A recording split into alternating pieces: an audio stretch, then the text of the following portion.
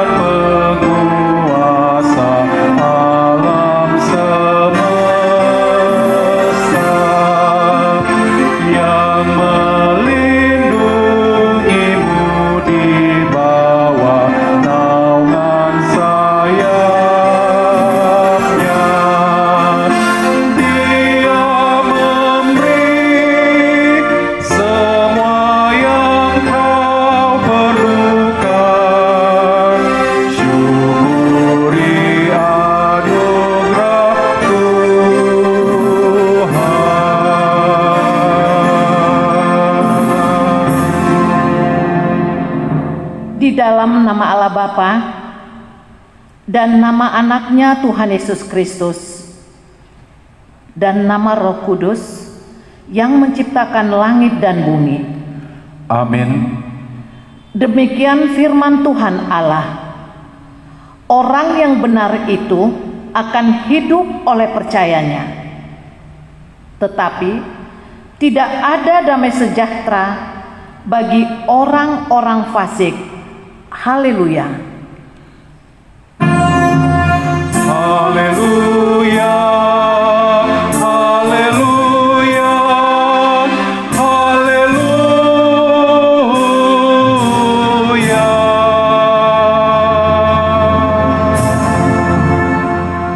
Kita berdoa. Ya Tuhan Allah yang Maha Kuasa, yang adalah awal dan akhir, Tuhan telah menjanjikan di dalam anak-Mu Tuhan Yesus Kristus bahwa Engkau berkenan mengampuni dosa dan memberi pembenaran kepada kami serta hidup yang kekal. Kasihanilah kami dan genapilah janji-Mu kepada kami. Bangunkan dan pimpinlah kami dengan Roh-Mu supaya kami mencari pertolongan kepadamu pada waktu kesesakan.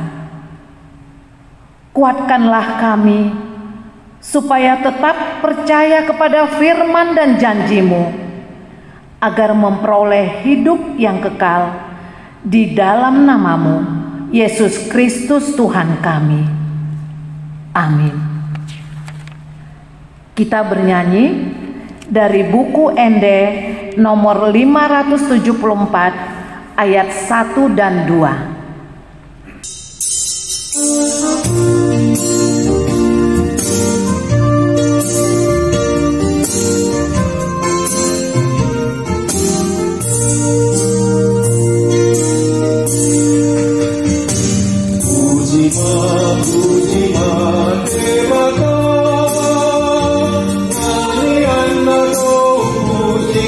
Devaka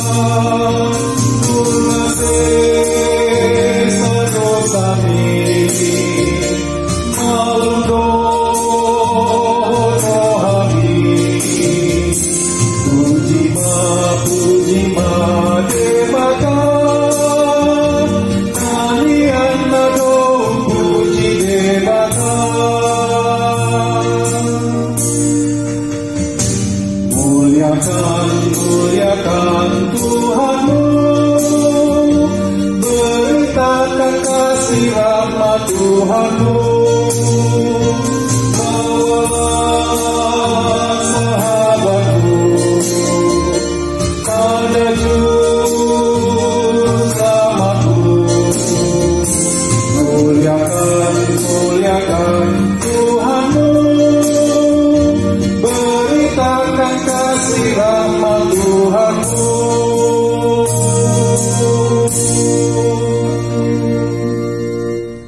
Hukum Taurat untuk kita dalam minggu ini yaitu dari titah kedua dan maksudnya.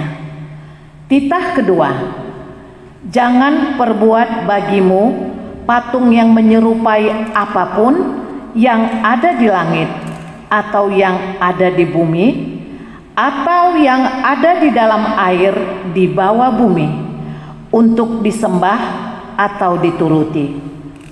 Maksudnya, kita harus takut serta kasih kepada Allah. Sebab itu, jangan bersembah sujud kepada Allah lain atau meminta kehidupan daripadanya. Dan jangan memanggil roh-roh atau berkeyakinan kepada tenungan-tenungan datu.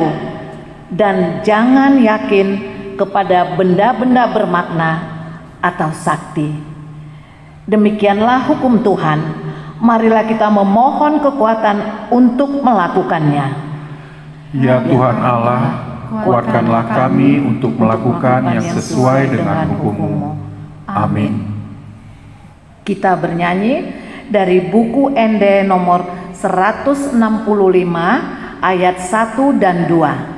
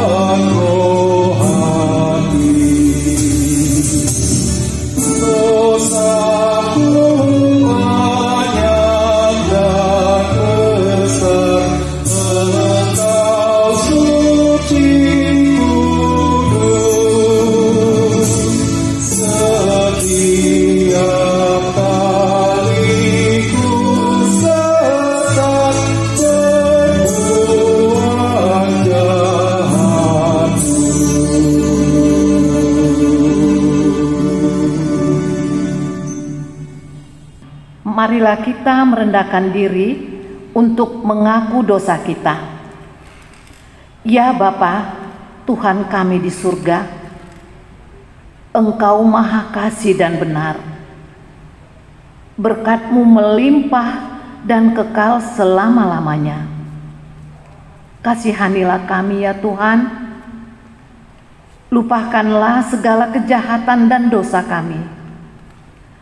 Kami sering berbuat dosa terhadap Engkau dan membangkitkan amarah-Mu, karena kami sering melanggar hukum-Mu.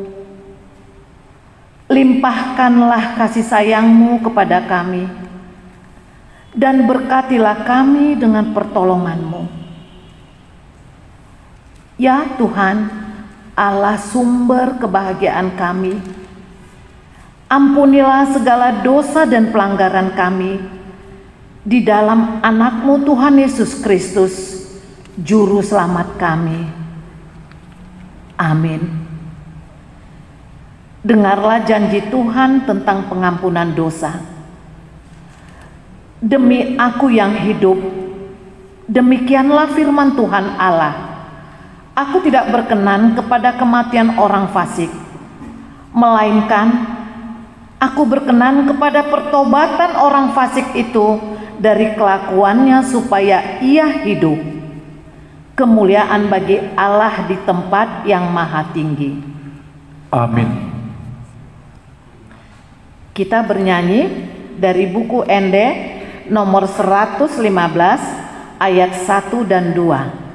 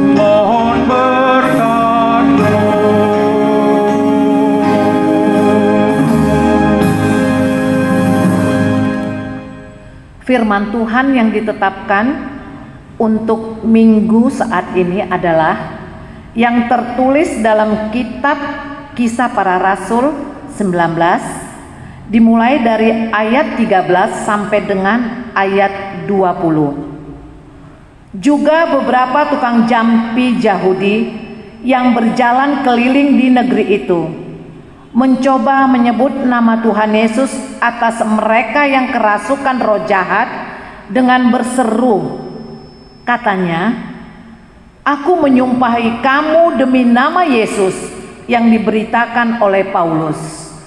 Mereka yang melakukan hal itu ialah 7 orang anak dari seorang imam kepala Yahudi yang bernama Skewa. Tetapi roh jahat itu menjawab, "Yesus aku kenal, dan Paulus aku ketahui. Tetapi kamu, siapakah kamu?" Dan orang yang dirasuki roh jahat itu menerpa mereka dan menggagahi mereka semua dan mengalahkannya, sehingga mereka lari dari rumah orang itu dengan telanjang dan luka-luka. Hal itu diketahui oleh seluruh penduduk Efesus, baik orang Yahudi maupun orang Yunani. Maka ketakutanlah mereka semua, dan makin masyhurlah nama Tuhan Yesus. Banyak di antara mereka yang telah menjadi percaya datang dan mengaku di muka umum bahwa mereka pernah turut melakukan perbuatan-perbuatan seperti itu. Banyak juga di antara mereka yang pernah melakukan sihir, mengumpulkan kitab-kitabnya lalu membakarnya di depan mata semua orang. Nilai kitab-kitab itu ditaksir 50.000 uang perak. Dengan jalan ini makin tersiarlah firman Tuhan dan makin berkuasa. Demikianlah firman Tuhan. Berbahagialah orang yang mendengar firman Allah serta memeliharanya. Amin. Kita bernyanyi dari buku Ende nomor 695 ayat 1 dan 2. Amin.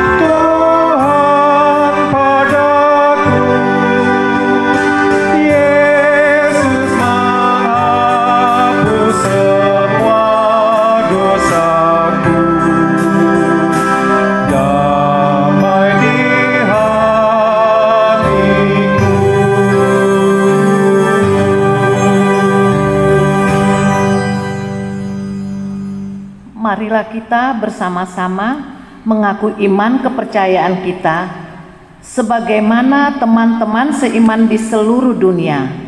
Kita bersama-sama mengucapkannya. Aku percaya kepada Allah, Bapa yang Maha Kuasa, Khalik langit dan bumi. Aku percaya kepada Yesus Kristus, Anaknya yang tunggal Tuhan kita, yang dikandung daripada Roh Kudus, lahir dari anak darah Maria, yang menderita sengsara di bawah pemerintahan Pontius Pilatus, disalibkan, mati dan dikuburkan, yang turun ke dalam kerajaan maut. Pada hari yang ketiga, bangkit pula dari antara orang mati, naik ke sorga, duduk di sebelah kanan Allah, Bapa yang Maha Kuasa. Dari sana akan datang kelak untuk menghakimi orang yang hidup dan yang mati. Aku percaya kepada Roh Kudus dan adanya satu gereja yang kudus dan am, persekutuan orang kudus, pengampunan dosa, kebangkitan daging, dan hidup yang kekal. Amin. Kita mendengarkan warta jemaat. Warta jemaat. Warta jemaat hari ini Minggu 30 Agustus 2020. Nama minggu hari ini Minggu ke-12 setelah Trinitatis, Ketritunggalan Allah. Jemaat yang tambah. 1. Mulai minggu ini tanggal 30 Agustus 2020 diterima menjadi anggota jemaat di HKBP Medan Bapak Enrico Surya Hamonangan Panjaitan B Engineering, Ibu Lydia Dumamair Borunapitupulu beserta 1 orang anak mereka. Alamat Jalan Kapten Tendean nomor 5 Medan, WIB Medan Baru 4. 2. Mulai minggu ini tanggal 30 Agustus 2020 telah diterima menjadi anggota jemaat di HKBP Medan Bapak Chandra Anggiat Lasmangikut Sitanggang SHMH, Ibu Rosalin Paskauli Buru Simanjuntak SE beserta 3 orang anak mereka. Mereka pindah dari HKBP Resort Semarang. Alamat Jalan Karya Jaya nomor 17, Pangkalan Mansur, Medan Johor, WIB Medan Johor. 3. Mulai minggu ini tanggal 30 Agustus 2020 telah diterima menjadi anggota jemaat di HKBP Medan Bapak Kennedy Pasaribu, Ibu Febrina Santi Loide Borulumban Tobing. Mereka pindah dari HKBP Marihat Ulu Tua, Resort Marihat, Distrik 5, Sumatera Timur. Alamat Jalan Selambok, Komplek Aspor, Asrama Polisi, nomor 15 Medan, WIB Menteng. 4. Mulai minggu ini, tanggal 30 Agustus 2020, telah diterima menjadi anggota jemaat di HKBP Medan Bapak Suganda Joan Marpau, Ibu Sere Tiorida Borusiahaan beserta 2 orang anak mereka. Mereka pindah dari HKBP Pardomuan, Resort Simalingkar. Alamat Jalan Karya Wisata, Komplek Johor Indah Permai, Blok 2, nomor 29, Medan Johor, WIB Medan Johor. Berita lahir. 1. Pada hari Sabtu, tanggal 8 Agustus 2020, telah dikaruniakan Tuhan seorang putri kepada Bapak Enrico Surya Hamonangan Panjaitan B Engineering, Ibu Lydia Dumamair Napitupulu. Alamat Jalan Kapten Tendean nomor 5 Medan, WIB Medan Baru 4. 2. Pada hari Senin, tanggal 17 Agustus 2020, telah dikaruniakan Tuhan seorang putri kepada Bapak Andri Perlindungan Pardede, Ibu Sri Wahyunita Borusiburian.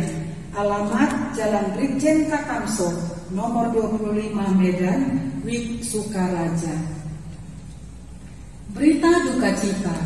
Pada hari Kamis tanggal 27 Agustus 2020 telah meninggal dunia Bapak Marangin Nainggolan SEMN Amaraja Gabriel, umur 58 tahun, suami dari Ibu Insinyur Husna Kaban, alamat Jalan Bunga Cempaka nomor 57B, Pasar 3, Tanjung Sari Medan, Selayang, Wik Kampung Anggrung 1. Penubuhan Sidi. Hari ini Minggu tanggal 30 Agustus 2020 dilaksanakan penubuhan Sidi sebanyak 76 orang, wanita 38 orang dan pria 38 orang. Sehubungan dengan suasana pandemi Covid yang kini masih kita hadapi, untuk protokol kesehatan, maka pelaksanaan peneguhan Sidi dilaksanakan dalam 2 waktu kebaktian. Kebaktian pertama masuk pukul 7.30 WIB dan kebaktian yang kedua masuk pukul 10.30 WIB. Kebaktian ini secara khusus adalah untuk yang peneguhan Sidi dan orang tua. Pemberitahuan 1.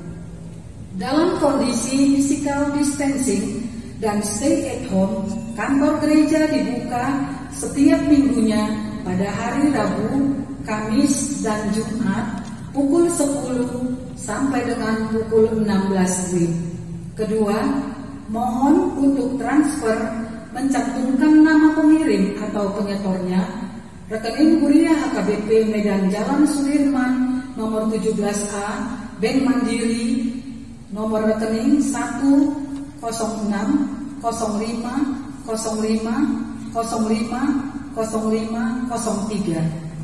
Pelayanan kasih. 1. Kami mengucapkan selamat ulang tahun dan ulang tahun pernikahan kudus bagi Bapak Ibu Saudara-saudari, yaitu mulai tanggal 24 sampai 30 Agustus 2020. Semoga panjang umur. 2. Mohon dukungan doa bagi jemaat yang sakit. 1. Timothy Pasaribu, putra dari Bapak Dr. Tunggul Pasaribu, Ibu Boru Tinambunan, Wik Setia Budi. Kedua, Nyonya JP Sitompul, Boru Simatupang, Wik Medan Baru 4. Demikian warta jemaat pada minggu ini. Warta yang lain dapat kita baca di warta cetakan ataupun pada warta elektronik.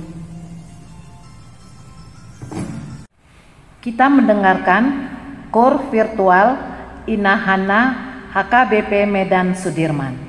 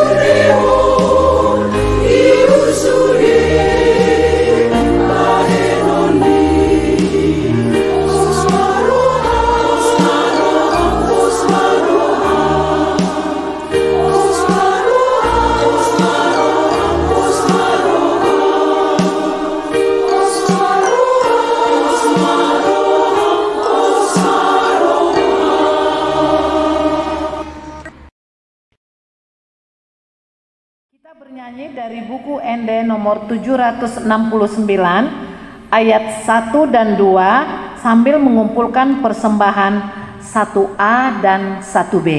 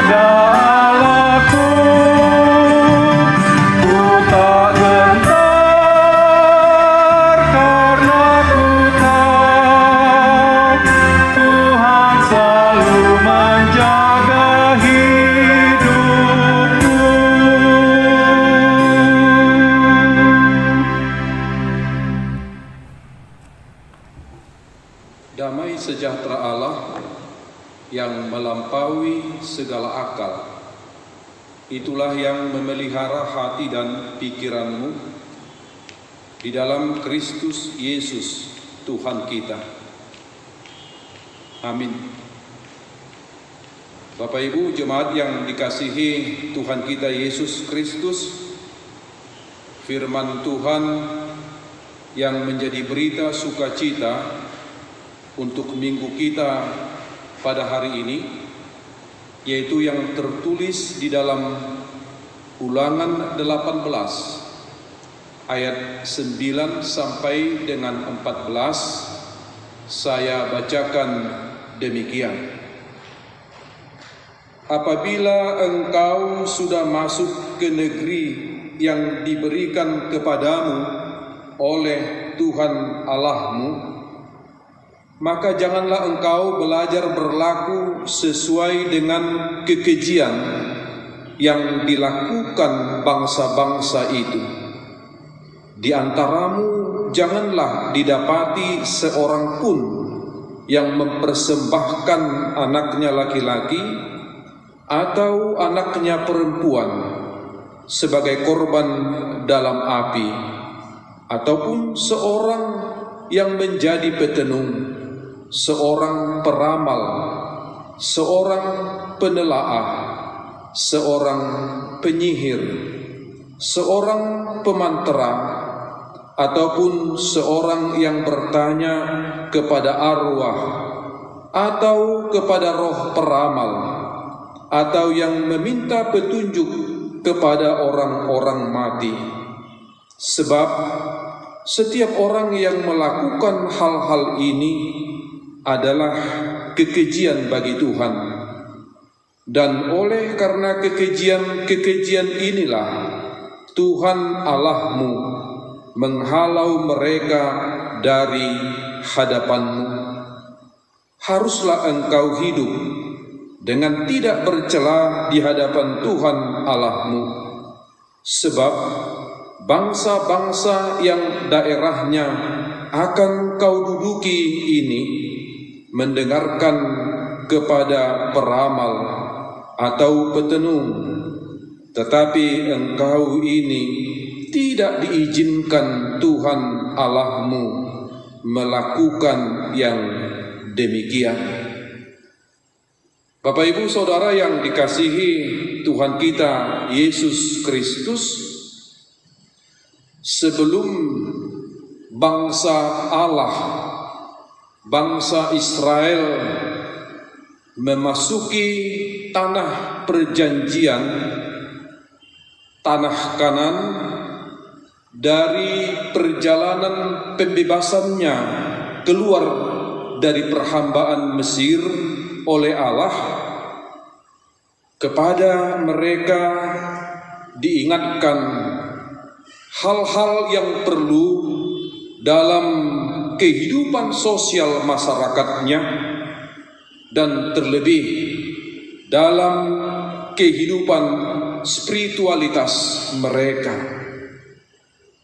Yang pasti rupanya ada ancaman bahaya dari bangsa atau masyarakat sekitar mereka nanti, di mana mereka bertempat tinggal atau mendiaminya.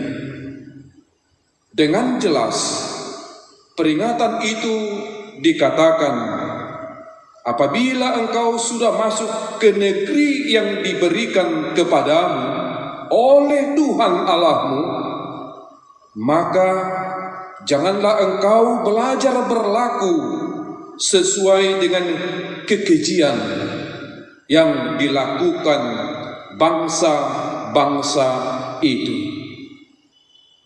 Saudara-saudara, hal itu diingatkan dengan tajam karena bangsa atau masyarakat sekitar mereka tinggal masih hidup dalam keberagamaan kegelapan, termasuk segala praktek-praktek keagamaannya dalam kehidupan sehari-hari.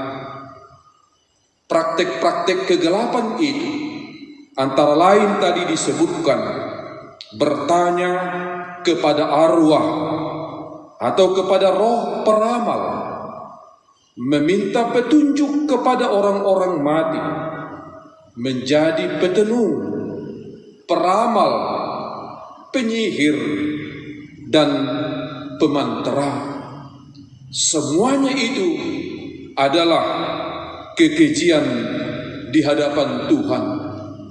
Dan barang siapa yang melakukan hal-hal itu adalah merupakan orang yang sangat keji bagi Tuhan dan tidak diizinkan untuk melakukannya.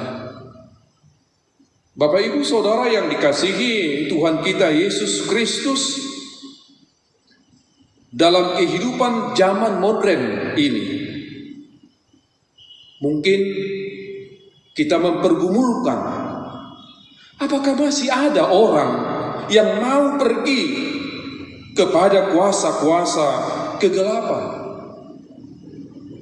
untuk mendapatkan sesuatu yang dianggapnya adalah sesuatu kebaikan, keberuntungan dalam hidupnya. Saudara-saudara, apakah itu masih mungkin kita dapati dalam zaman modern di mana kita hidup sekarang ini?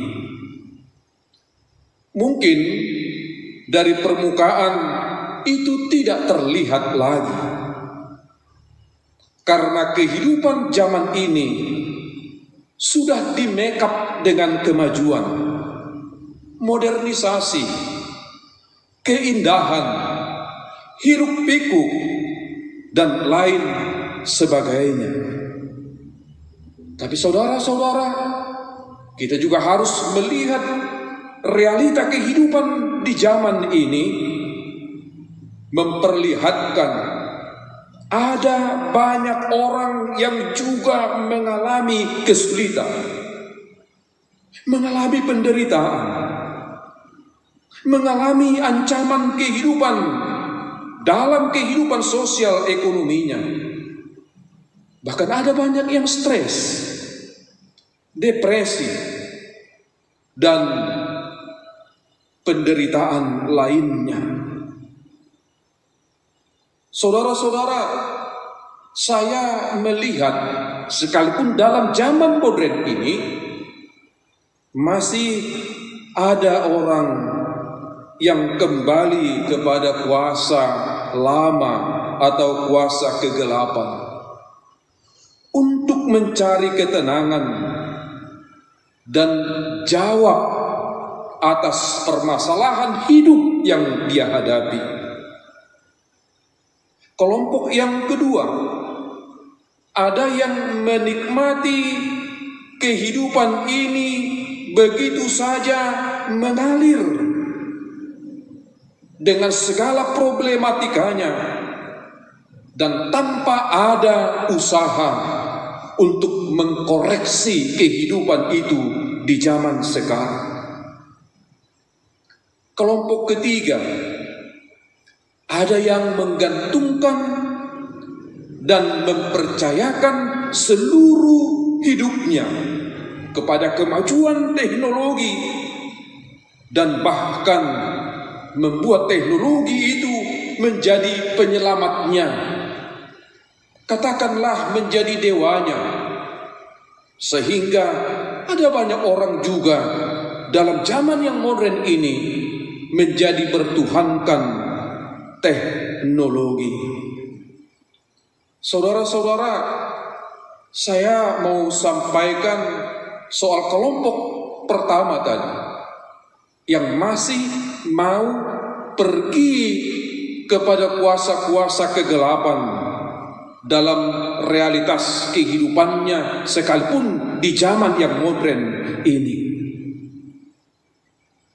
Ada banyak terdengar orang, misalnya dia pergi ke Pusuk Buhit. Dia di sana melakukan penyembahan kepada yang tidak dikenal dan bahkan mempercayainya. Hal itu semakin terdengar dengan deras sebagai akibat stres dalam menghadapi perkembangan zaman ini. Ada banyak orang merasa terjepit dalam kesulitan hidup. Dia tertimpa kekhawatiran masa depan. Ada banyak orang dalam zaman ini yang mungkin terkena penipuan. Lalu dia ingin mengetahui siapa yang menipunya. Dan ada yang mengatasi kesulitan di dalam keuangannya. Ada yang mengalami gangguan kesehatan. Ada yang mungkin juga ingin mengalahkan lawannya. Dan juga ada yang ingin mengetahui nasib yang menantinya di masa depan. Sehingga kalau boleh dia mau menghindarkan malapetaka ke depan. Ada juga mungkin karena dalam persaingan jabatan atau karena ingin naik jabatan atau karena mempertahankan jabatannya atau ingin menjaga dirinya, menjaga jabatannya dari gangguan orang lain yang dianggap menggunakan kuasa kegelapan. Sehingga itu mendorong dia untuk pergi kepada kuasa kegelapan. Misalnya untuk mempertahankan dirinya. Saudara-saudara, kenapa Allah mengatakan bahwa kuasa-kuasa kegelapan itu adalah kekejian? Kenapa? Karena biasanya para pemegang kuasa kegelapan, dia selalu memberikan dan berusaha untuk memberikan jawaban yang menyenangkan atau kepuasan emosional bagi pasiennya, karena dia tahu apa yang dibutuhkan orang yang datang kepadanya. Dan semua yang dia lakukan itu, saudara-saudara, sesungguhnya adalah untuk mengelabui orang yang datang kepadanya, sehingga dia dapat menguasainya. Sehingga sifat egois dari kuasa kegelapan itu dan usaha-usaha manipulasinya dapat menguasai cara berpikir dan kehidupan kepercayaan orang yang datang kepadanya terkuasai dengan baik, sehingga orang yang menerima petunjuk dari kuasa-kuasa kegelapan tadi, dia cenderung untuk menarik diri dari Allah dan menyerahkan hidupnya kepada kuasa-kuasa kegelapan itu. Saudara-saudara, menjadi sangat laris kuasa-kuasa kegelapan itu karena ada yang memperalat firman Tuhan. Itu dilakukan supaya usaha kegelapannya semakin kuat untuk memperdaya orang yang datang kepadanya, supaya orang terpengaruh dengan nama Tuhan dan terpengaruh dengan firman Tuhan.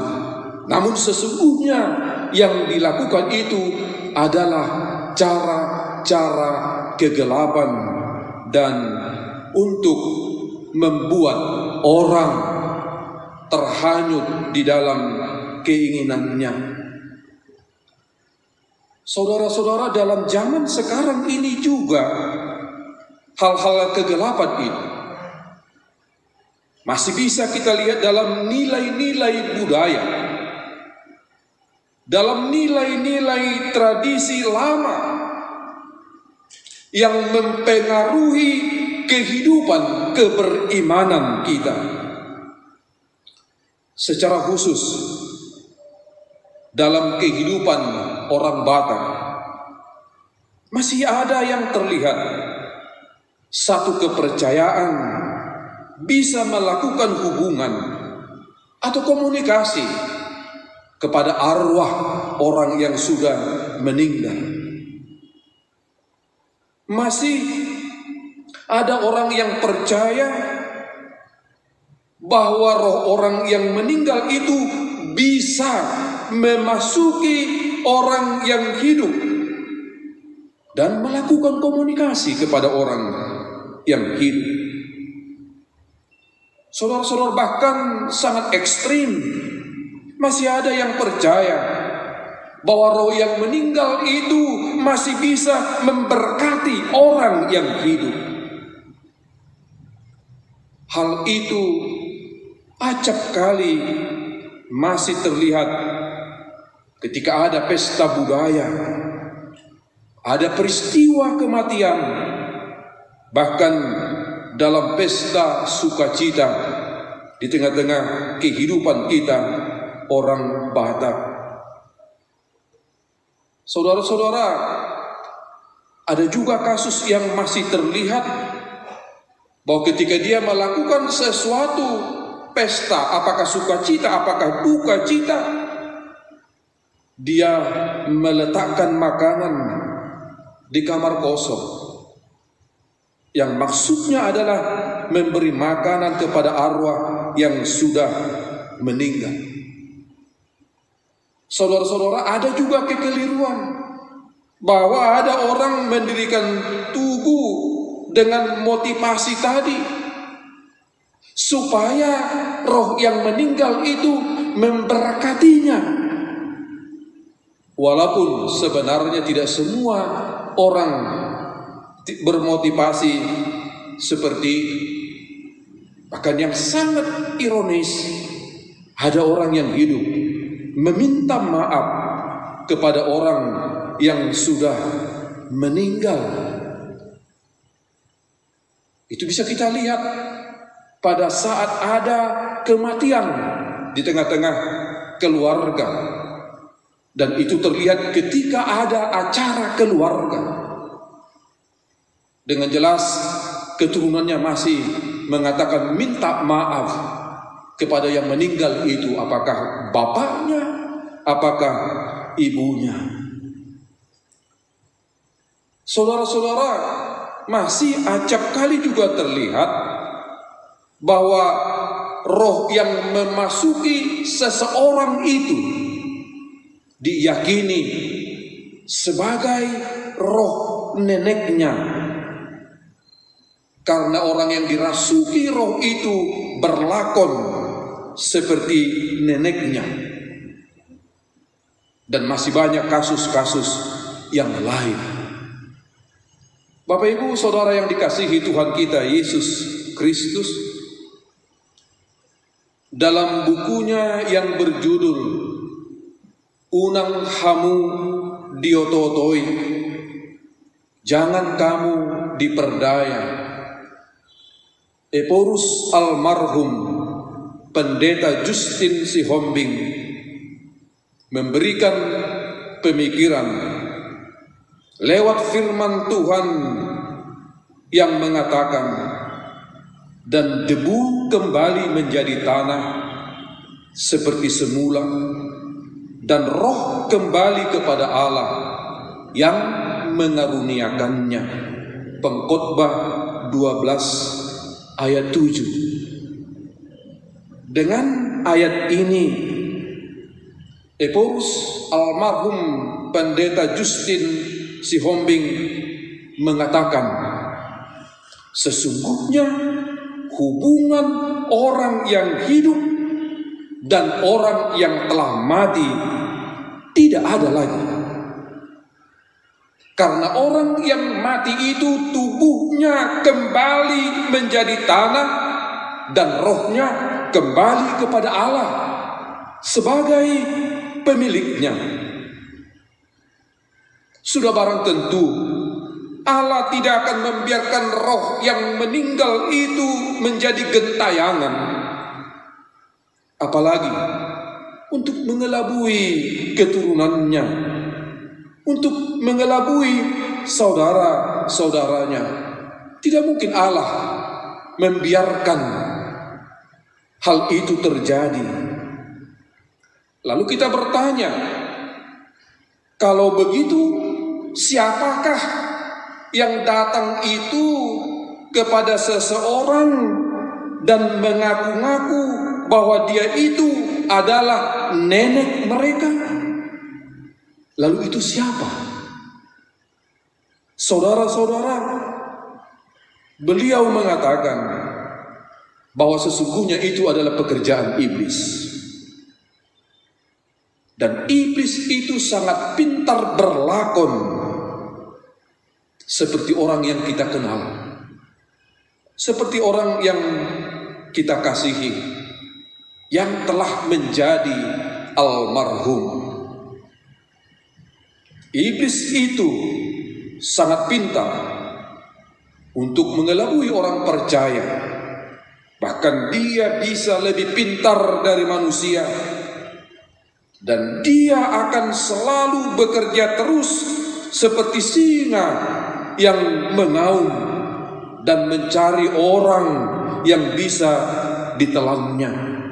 Itu bisa kita lihat dalam 1 Petrus 5 ayat 8. Maka untuk melawannya dan untuk mengalahkannya, saudara-saudara, hanyalah dengan iman yang teguh, hanyalah dengan firman itu sendiri. Saya baca 1 Petrus 5 ayat 8 sampai dengan ayat 9. Sadarlah dan berjaga-jagalah, lawanmu si iblis berjalan keliling sama seperti singa yang mengaum-ngaum dan mencari orang yang dapat ditelannya. Lawanlah dia dengan iman yang teguh. Sebab kamu tahu bahwa semua saudaramu di seluruh dunia menanggung penderitaan yang sama. Catatan yang jelas yang perlu kita yakini dan percayai, lawanlah iblis, lawanlah kuasa kegelapan dengan firman Tuhan dan dengan iman yang teguh. Rasul Paulus mengatakan, hendaklah kamu kuat di dalam Tuhan, di dalam kekuatan kuasanya. Kenakanlah seluruh perlengkapan senjata Allah, supaya kamu dapat bertahan melawan tipu muslihat iblis. Efesus 6 ayat 10 sampai 11. Paulus mau katakan, memang melawan kuasa-kuasa kegelapan, melawan iblis, kita harus mempunyai perlengkapan senjata. Tanpa perlengkapan senjata, kita tidak bisa mengalahkan iblis, mengalahkan kuasa kegelapan itu dengan sesungguhnya. Hanya senjata yang mau kita pakai bukanlah senjata dari dunia ini, bukanlah senjata yang diberikan oleh orang pintar di dunia ini, bukanlah sesuatu hal yang magic yang diberikan oleh dukun, bukanlah sesuatu benda yang diberikan oleh orang yang punya kuasa kegelapan, tapi perlengkapan senjata yang mau kita pakai, Paulus mengatakan, mempergunakan perisai iman. Pergunakan perisai iman. Perisai iman itu boleh kita lihat seperti tentara Romawi yang di tangannya dia mempunyai perisai untuk menangkis seluruh senjata atau panah api dari musuh. Lalu senjata yang selanjutnya memakai pedang roh. Pedang roh, yaitu firman Allah. Firman Allah itu adalah bagaikan pedang yang sangat tajam. Firman Allah itu adalah sesuatu yang sangat tajam untuk mengalahkan segala kuasa dan kepintaran iblis. Lanjut, senjata yang ketiga, berdoa secara terus-menerus. Secara terus-menerus. Bukan sesuatu yang temporary. Bukan karena ketika kita menghadapi sesuatu kesulitan, menghadapi tantangan, menghadapi kejahatan, lalu baru di situ kita berdoa. Tetapi doa itu adalah secara terus-menerus yang kita lakukan dalam kehidupan kita. Iman adalah perisai kita untuk menangkis segala serangan kegelapan dengan segala kuasanya. Artinya, saudara-saudara, kalau kita beriman dengan teguh, yakinlah, tidak satupun kuasa kegelapan bisa mengalahkan kita. Kita boleh meniru apa yang dilakukan oleh Yesus untuk mengalahkan iblis. Ketika Yesus dicobai oleh iblis, Yesus mengalahkan iblis dengan memakai firman Allah tanpa ragu sedikit pun. Kita boleh lihat itu dalam Matius 4 ketika Yesus dicobai. Saya memberitahukan apa kata Yesus kepada iblis.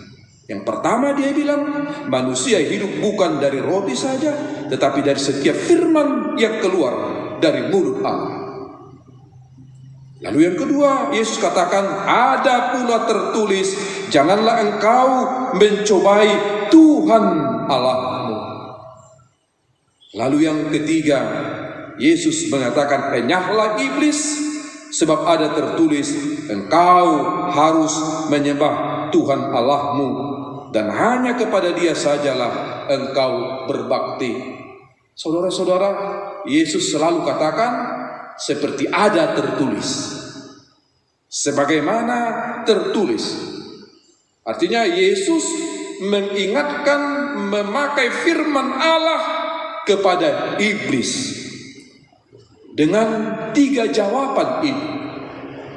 Lalu iblis babak belur dan dia puntang-panting mendengar apa yang dikatakan oleh Yesus. Baiklah Bapak Ibu saudara-saudara, mari kita kalahkan kuasa kegelapan dengan firman Allah. Mari kita pakai kebenaran firman Allah mengalahkan kuasa kegelapan, karena itulah yang paling tajam dan kegelapan tidak mampu menahannya. Firman Allah adalah terang yang berkuasa menembus kegelapan dan mengalahkan kegelapan itu sendiri. Amin. Terima kasih Tuhan untuk firman yang mengingatkan kami dalam realitas kehidupan kami, bahwa kami tidak luput dari banyak hal. Mungkin menghadapi perlawanan, mungkin menghadapi kesulitan, penderitaan dan tantangan. Di dalam kesemuanya itu tentu kami membutuhkan ketenangan. Kami membutuhkan hal-hal yang menyenangkan pikiran kami. Terima kasih Engkau mengingatkan kami. Satu-satunya yang bisa menyenangkan kami dan menjauhkan kami dari kuasa-kuasa kegelapan adalah dengan iman kami, dengan firman-Mu. Tuhan Allah Bapa di surga, bangun dan tuntunlah kami supaya kami semakin beriman dan semakin yakin bahwa firman-Mu lah satu-satunya alat untuk menembus kegelapan dan mengalahkan kegelapan itu. Amin. Sambil memberikan persembahan, kita bernyanyi dari nyanyian nomor 766.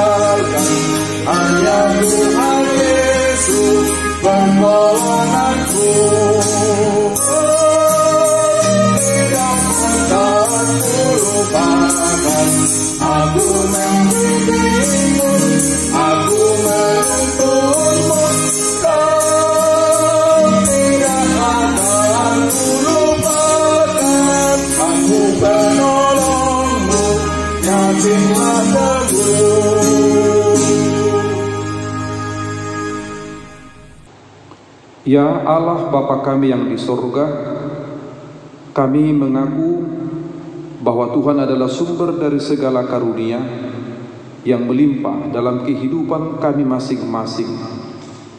Sebahagian daripada karunia itu kami serahkan kembali sebagai persembahan kepada Tuhan. Terimalah dan berkatilah persembahan umat-Mu ini, agar dapat kami pergunakan untuk pekerjaan dan pelayanan kerajaan Tuhan di dunia ini. Bukalah hati kami untuk mengenal betapa banyak berkat dan karunia yang kami peroleh dari Tuhan, supaya kami senantiasa bersyukur kepadamu di dalam nama Yesus Kristus Tuhan kami. Amin.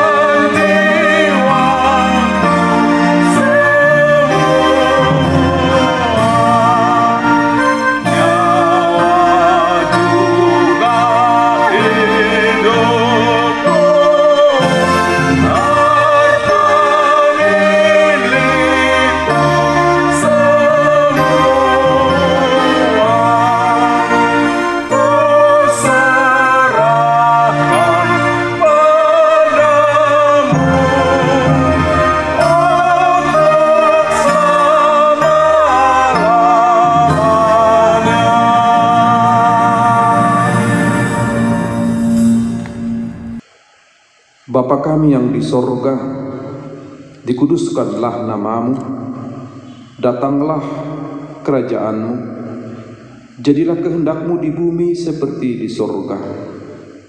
Berilah kami pada hari ini makanan kami yang secukupnya, dan ampunilah kami akan kesalahan kami, seperti kami juga telah mengampuni orang yang bersalah kepada kami.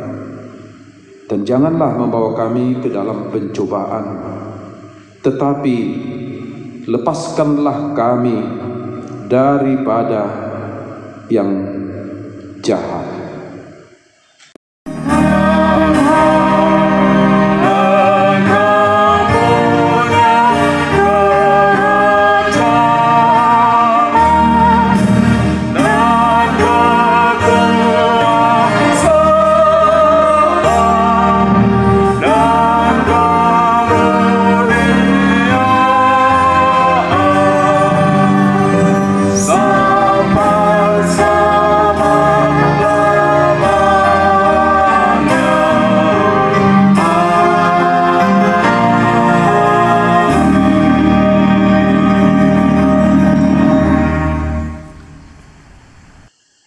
Tuhan memberkati engkau dan melindungi engkau. Tuhan menyinari engkau dengan wajah-Nya dan memberi engkau kasih karunia. Tuhan menghadapkan wajah-Nya kepadamu dan memberi engkau damai sejahtera.